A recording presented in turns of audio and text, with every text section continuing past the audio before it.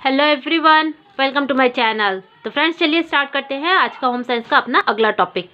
कल के सेशन में हम लोगों ने ब्लड से रिलेटेड सारे पॉइंट जो है डिस्कस किए थे। ब्लड के कंपोनेंट्स और ब्लड के काम कौन कौन से होते हैं ये हम लोगों ने अच्छे से डिस्कस किया था। आज डिस्कस करेंगे ब्लड सर्कुलेशन सिस्टम के बारे में। ठीक है, ब्लड सर्कुलेशन सिस्टम यानी कि रक्त परिसंचरण तंत्र। रक्त किस तरीके से हमारे हृदय में, हमारे शरीर में जो है वह प्रवाहित करता है, किस तरीके से बहता है और क्या काम करता है। ठीक है, तो यहाँ से चीज़ें स्टार्ट किया जाए तो सबसे पहले देखिए, ये आप लोग देख रहे हैं ये फिगर, ये है हार्ट। ठीक है, मैंने इस तरीके से बनाने की कोशिश की है, आई होप आप लोगों को पसंद आए होंगी।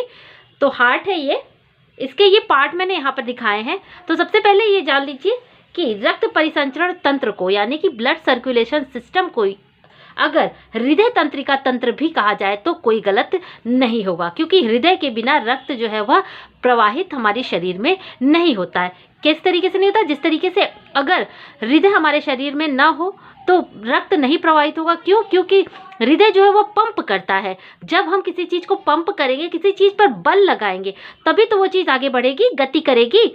इस तरीके से एग्जांपल ले लीजिए कि जैसे अगर पानी है, पानी में आप अगर कंकड़ करेंगे, कंकड़ मारेंगे या फिर कुछ हलचल करेंगे, तभी वो उसका लहर जो है, उसकी लहर जो है आगे की तरफ बढ़ेगी। अदरवाइज वो क्या रहेगी? वो एक जगह शिथिल रहेगी। इसी तरीके से ब्लड भी है। जब तक ब्लड में पंप नहीं होगा, हमारी जब कोई पंप करेगा तभी तो वो ब्लड सर्कुलेट होकर आगे बढ़ेगा। अदरवाइज क्या होगा? रक्त शिथिल रहेगी, जहाँ की तहाँ हमारी बॉडी में पड़ी रहेगी। तो हृदय के पंप करने के कारण ही रक्त हमारी बॉडी में जो है वो गति करता है, परिभ्रमण करता है और अपने काम को करता है। इस तरीके से हृदय जो है वह रक्त से अलग नहीं है। और सबसे बड़ी बात कि देखिए, हृदय में क्या है? रक्त स्टोर रहता है। बाकी सारी जगह हमारी बॉडी के एक एक पार्ट में ब्लड जो है वह सर्कुलेट होता रहता है, यानी परिसंचरण करता रहता है, प्रवाहित होता रहता है। जबकि हृदय में क्या होता है? हृदय में रक्त जो है वह स्टोर होता रहता है। किस तरीके से, वो मैं आपको आगे बताऊंगी। ठीक है, सबसे पहले ये देख लीजिए कि हृदय के पार्ट कौन कौन से हैं। तो देखिए, ये है दायां आलिंद, दायां आलिंद, इसे ऑरिकल भी बोलते हैं। तो दायां आलिंद, बायां आलिंद।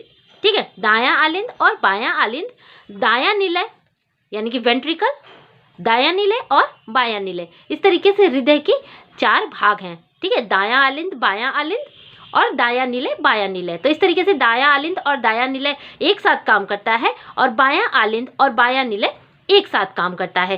ठीक है, बात समझ में आ रही है? अगर चीज़ें समझ में आ रही हैं तो प्लीज़ वीडियो को फटाफट से बिना टाइम वेस्ट किए लाइक, शेयर और चैनल को सब्सक्राइब करना बिल्कुल मत भूलिएगा। अपने फ्रेंड्स और अपने सर्कल में तो चैनल को ज़रूर शेयर कर दीजिएगा। ठीक है, आगे देखते हैं। अब ये देखिए, ऊर्ध्व महाशिरा और ये है निम्न महाशिरा। ठीक है, ऊर्ध्व महाशिरा, ऊर्ध्व महाशिरा कहने का मतलब ये है कि हमारे सर के ऊर्ध्व महाशिरा में रक्त कहाँ से आती है? तो ऊपर, यानी हमारी बॉडी के ऊपरी भाग से। जैसे कि सर हो गया, बाहें हो गई, ठीक है, गर्दन हो गया, तो वहाँ का रक्त जो है वो हृदय में किस तरीके से आता है? तो ऊर्ध्व महाशिरा के जरिए आता है। कहाँ आता है? तो दाएं आलिंद में, यानी कि दाएं, हृदय के दाएं भाग में शिराओं से रक्त आता है, ऊपरी भाग का। अब निम्न महाशिरा में, निम्न महाशिरा में हमारी बॉडी के निचले भाग का, जैसे कि उदर हो गया, पैर हो गया, ठीक है, इन सब जगहों से जो है रक्त शिराओं, निम्न महाशिराओं के द्वारा हृदय में आता है और फिर फेफड़ों में, यहीं से फिर यह रक्त जो है वो फेफड़ों में शुद्ध होने के लिए जाता है। शुद्ध होने के बाद फिर यह निलय में, यानी कि बाएं निलय में आता है और दाएं निलय में आता है और धमनियों द्वारा वापस जो है वह अपने अपने काम पे लग जाता है। ठीक है, चीज़ें यहाँ तक समझ में आ रही हैं? अब अगर चीज़ें समझ में आ रही हैं तो अब आगे बढ़ते हैं। कुछ और पॉइंट है, आप लोग नोट कर लीजिए कि जो हृदय है, हृदय है एक बार में, ठीक है, 1 मिनट में 72 बार जो है वह पंप करता है। कितनी बार? ध्यान दीजिए, नोट डाउन कर लीजिए। 72 बार जो है वह हृदय एक मिनट में 72 बार जो है वह पंप करके रक्त को आगे की ओर प्रवाहित करता है। यानी कि हमारे हृदय की धड़कन 1 मिनट में कितनी बार धड़कती है हमारा हृदय? तो 72 बार हृदय जो है हमारा 1 मिनट में धड़कता है। इसी तरीके से नाड़ी भी 1 मिनट में कितनी बार? तो नाड़ी भी 1 मिनट में 72 बार जो है वह नाड़ी की गति भी होती है, नाड़ी भी धड़कती है। ठीक है, यहाँ तक चीज़ें समझ में आ गई। अब आगे देखते हैं। एक स्वस्थ व्यक्ति का शरीर, एक स्वस्थ व्यक्ति के हृदय का भार लगभग कितना होता है? ध्यान से समझिएगा। एक स्वस्थ व्यक्ति के हृदय का भार लगभग 300 ग्राम जो है वह होता है। ये आप लोग ध्यान दीजिएगा, वजन जो है वो पूछा जाता है एग्जाम में। अब यहाँ तक चीज़ें समझ में आ गई। अब आगे बढ़ते हैं।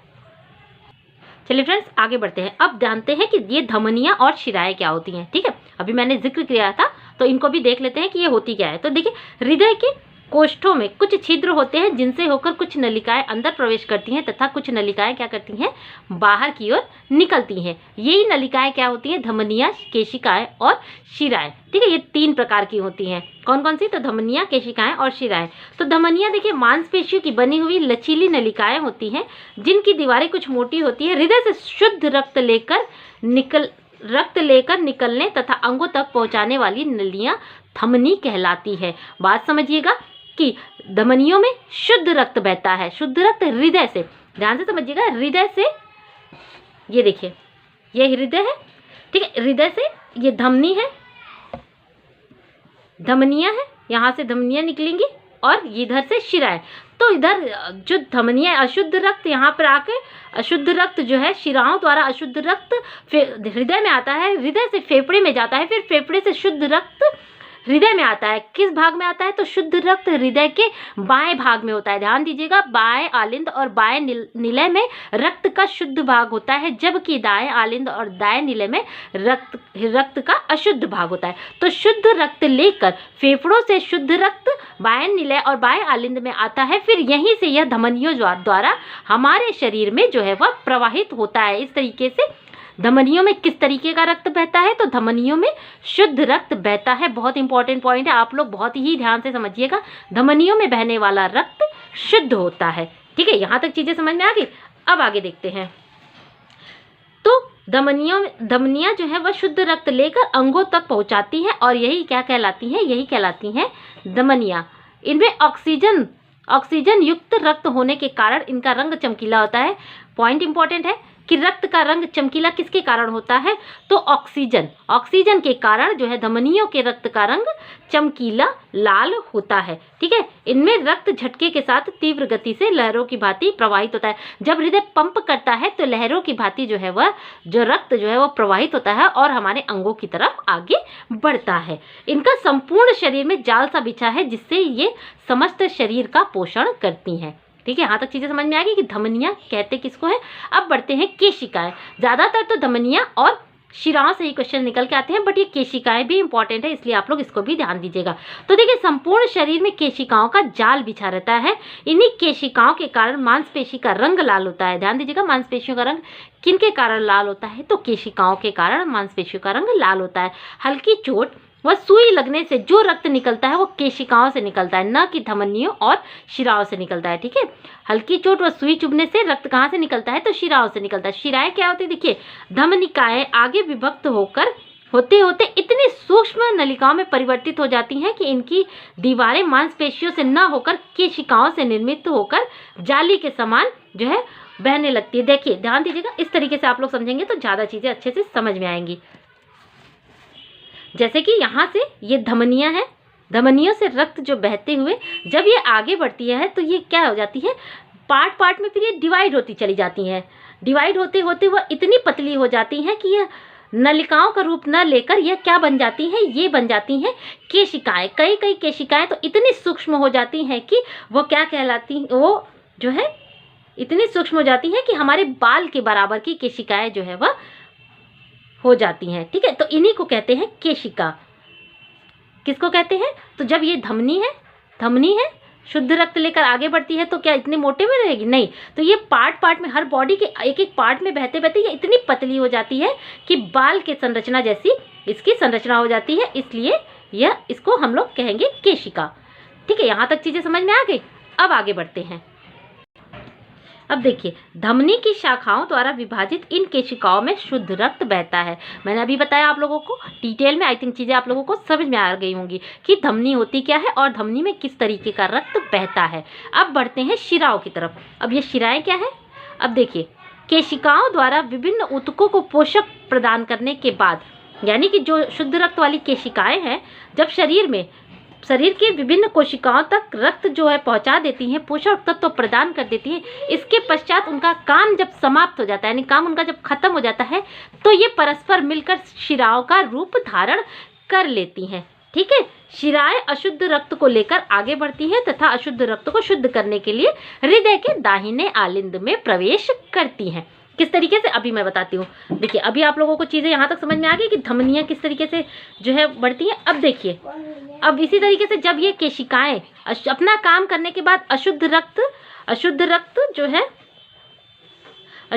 लेकर जब वापस लौटती हैं तो यही केशिकाएं फिर किसका रूप ले लेती हैं, तो ये केशिकाएं फिर शिराओं का रूप ले लेती हैं।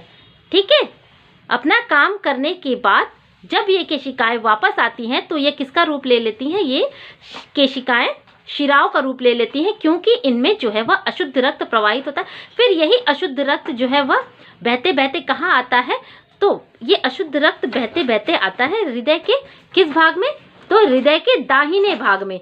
शिराओं द्वारा अशुद्ध रक्त कहाँ आता है, तो शिराओं द्वारा अशुद्ध रक्त आता है दाहिने आलिंद में। ठीक है, दाहिने आलिंद और दाएं नीले में। निम्न महाशिरा से शरीर के निचले भाग का अशुद्ध रक्त आता है और ऊर्ध्व महाशिरा में शरीर के ऊपरी भाग का, जैसे कि सिर हो गया, गर्दन हो गया, बाहें हो गई। ठीक है, तो इस तरीके से यहाँ तक रक्त आता है। फिर यहीं से रक्त जो है वह फेफड़े में शुद्ध होने के लिए चला जाता है और शुद्ध होने के बाद वापस से क्या हो जाता है, फिर यह आता है बाएं आलिंद और बाएं नीले में। फिर यहीं से धमनियों द्वारा फिर यह अपना काम जो है वह स्टार्ट कर देते हैं। आई थिंक रक्त परिसंचरण से रिलेटेड ये सारे पॉइंट आपको क्लियर हो गए होंगे। अब कुछ और पॉइंट देख लेते हैं। अब देखिए फ्रेंड्स, यहाँ पे कुछ इंपॉर्टेंट मिल रहा है। एक वयस्क स्वस्थ व्यक्ति की नाड़ी सामान्यतः 1 मिनट में 72 बार चलती है। मैंने अभी बताया कितनी बार चलती है, जितनी बार हृदय पंप करेगा उतनी बार हमारी नाड़ी की गति भी उतनी ही बार चलती है। तो यानी 1 मिनट में कितनी बार चलेगी, तो 72 बार चलेगी। शैशवावस्था यानी शिशु अवस्था में यह गति तीव्र होती है, किंतु अवस्था वृद्धि के साथ साथ यह कम होती जाती है। कठिन परिश्रम करने से अथवा कभी कभी तीव्र जर की स्थिति में यानी विशेष अवस्था की स्थिति में नाड़ी की गति में तीव्रता आ जाती है। लेकिन सामान्यतः कितनी बार नाड़ी की गति होती है, तो 72 बार। ठीक है, शरीर के जिन जिन स्थानों पर नाड़ी स्पंदन का अनुभव होता है, ध्यान दीजिएगा, शरीर के जिन जिन स्थानों पर नाड़ी स्पंदन का अनुभव होता है उस स्थान को क्या कहते हैं, दबाव बिंदु यानी कि प्रेशर पॉइंट कहते हैं। हमारे शरीर में कुल 28 प्रेशर पॉइंट है, 14 बॉडी के बाईं ओर और 14 बॉडी के दाईं ओर। ठीक है, प्रेशर पॉइंट कितने हैं, तो 28 है, 14 एक साइड में और 14 दूसरे साइड में। नेक्स्ट पॉइंट देख लेते हैं। अब देखिए, यहाँ पर अवस्था के अनुसार नाड़ी की गति बताई गई है। तो 1 वर्ष में 120 बार। ठीक है, नाड़ी की गति कितनी होती है, 1 वर्ष में 120 बार प्रति मिनट, यानी कि प्रति मिनट 1 मिनट में कितनी बार 1 वर्ष में शिशु की नाड़ी की गति होती है, तो 120 बार। 2 वर्ष में 110 बार। 3 से 6 वर्ष में 95 यानी 95 बार जो है प्रति मिनट होती है। अब देखिए 7 से 13 वर्ष में 80 से 85 बार। एक वयस्क, यहाँ से ही क्वेश्चन निकल के आता है कि एक वयस्क व्यक्ति के नाड़ी की गति कितनी होती है 1 मिनट में, तो 70 से 80 बार। ठीक है, वृद्धावस्था में फिर यह गति कितनी हो जाती है, धीमी हो जाती है, 60 से 70 बार यह गति हो जाती है। ठीक है, यहाँ तक चीज़ें समझ में आ गई। अब एक लास्ट पॉइंट देख लेते हैं इससे रिलेटेड, पेस मेकर क्या होता है। ठीक है, सबसे ज़्यादा जरूरी है पेस मेकर। तो देखिए, हृदय के दाहिने आलिंद में एक स्थान की पेशी के में विशिष्ट केंद्र होता है। इसे साइनोएंट्रियल नोड किसे कहते हैं, साइनोएंट्रियल नोड इसे कहते हैं। हृदय को संकुचन की गति उत्पन्न करने में इस नोड का विशेष हाथ होता है। यानी जो हृदय हमारा पंप करता है ना, इस तरीके से फूलता पचकता है, तो संकुचन करने की गति उसे कहाँ से मिलती है, तो संकुचन करने की गति उसे मिलती है साइनोएंट्रियल नोड से। ठीक है, समझ में आ रहा है। तो हृदय के संकुचन को निर्दिष्ट करने वाला विशेष संवेग इसी स्थान से उत्पन्न होकर आलिंद के दाएं बाएं फैलता है। नोड की क्रिया शिथिल हो जाने पर संकुचन की क्रिया भी क्या हो जाती है, शिथिल हो जाती है। इस प्रकार नोड द्वारा बार बार संवेग उत्पन्न होने से हृदय में भी बार बार संकुचन एवं विमोचन होता रहता है। इस प्रकार नोड पर ही हृदय के संकुचन एवं विमोचन होने की क्रिया निर्भर रहती है। इसलिए नोड को क्या कहते हैं, हृदय स्पंदन गति का नियंत्रक या फिर पेस मेकर। ध्यान दीजिएगा, हृदय का पेस मेकर किसे कहते हैं, तो साइनोएंट्रियल नोड को ही हृदय का पेस मेकर कहते हैं। इंपॉर्टेंट पॉइंट था, इसलिए मैंने आप लोगों को अलग से इसको डिस्कस करा दिया। आई थिंक रक्त परिसंचरण तंत्र के बारे में सारे पॉइंट आप लोगों को क्लियर हो गए होंगे कि यह किस तरीके से काम करता है और कैसे काम करता है। अगर वीडियो अच्छी लगे तो प्लीज़ लाइक शेयर और चैनल को सब्सक्राइब कर लीजिएगा। बाकी होम साइंस के इंपॉर्टेंट पॉइंट के इंपॉर्टेंट वीडियो आप लोगों को यहाँ पर रोज़ मिलेंगे। आप लोग ज़्यादा से ज़्यादा इस चैनल को शेयर करिए, चैनल को ज्वाइन करिए। चैप्टर का जो PDF है मैं टेलीग्राम चैनल पे इसे शेयर कर लूँगी, आप लोग वहाँ से भी मुझे ज्वाइन कर लेंगे और वहाँ से भी आप लोग मुझसे कनेक्ट हो सकते हैं। ठीक है, मिलते हैं फिर अपने नेक्स्ट वीडियो में, तब तक के लिए थैंक यू।